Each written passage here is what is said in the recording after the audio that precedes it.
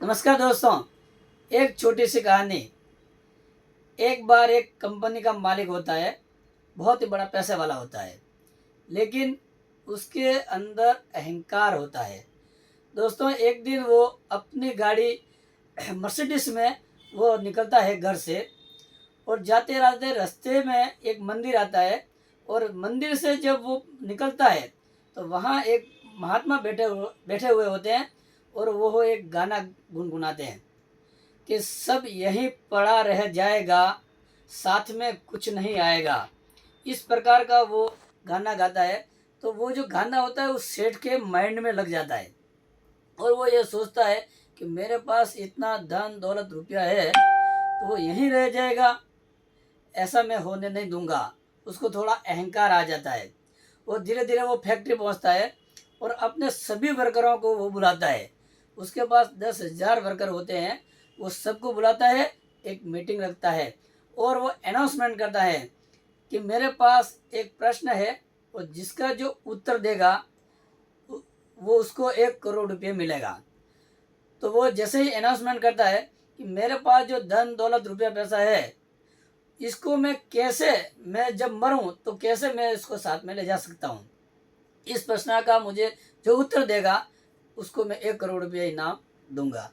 ऐसा करके वो निकल जाता है।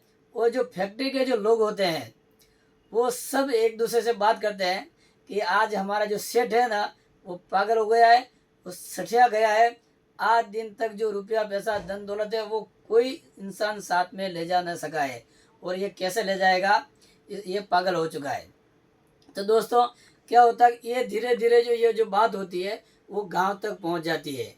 और गांव में जो बुजुर्ग लोग होते हैं उसमें से एक बुजुर्ग होता है, वो उस सेठ की फैक्ट्री में जाता है और ऑफिस में जाकर वो बैठता है। सेठ के सामने जब जब वो बैठता है तो सेठ को कहता है कि देखो सेठ, आपका जो प्रश्न है उसका उत्तर मेरे पास है। तो जैसे ही वो बुजुर्ग आदमी सेठ को कहता है तो वो खुशी के मारे वो झूम उठता है और कहता है कि जल्दी से जल्दी बताओ कि मेरी जो संपत्ति है वो मैं कैसे मेरे साथ में ले जा सकता हूँ। तो वो बोलता है कि आप कभी विदेश घूम गए हो?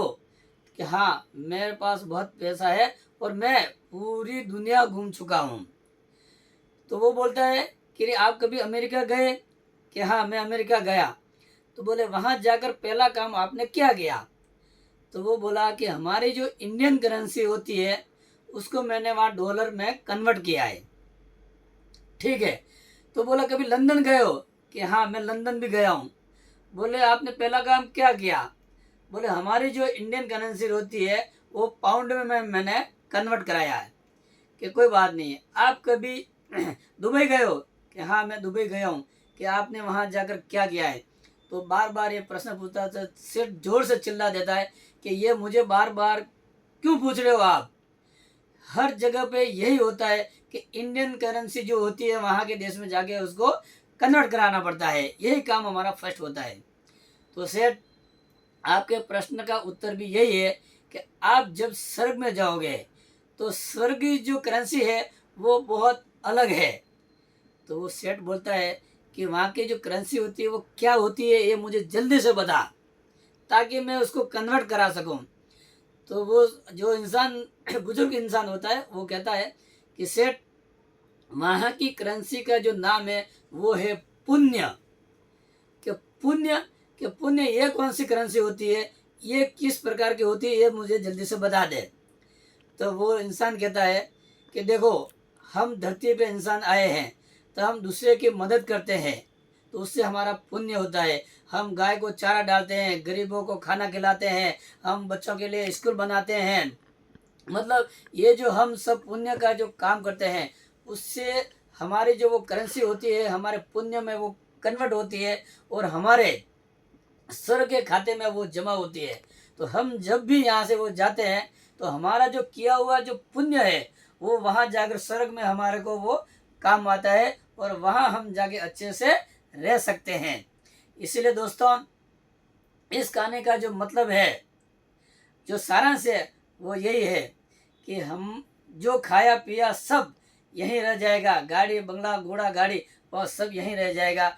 और हम जो पुण्य करते हैं, भलाई करते हैं और हम दान करते हैं, वो जो हमारा पुण्य में कन्वर्ट होता है, वो पुण्य हमारा जो जमा होता है वही हमारा साथ में जाएगा, और कुछ भी हमारे साथ में जाएगा नहीं।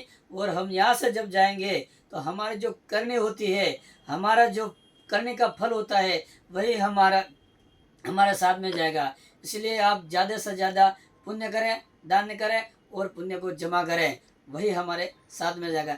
दोस्तों, बात अच्छी लगी हो तो मेरे चैनल को सब्सक्राइब करें, और ज़्यादा से ज़्यादा इस प्रकार जो कहानी है वो सबसे पहले आपके पास पहुँचे।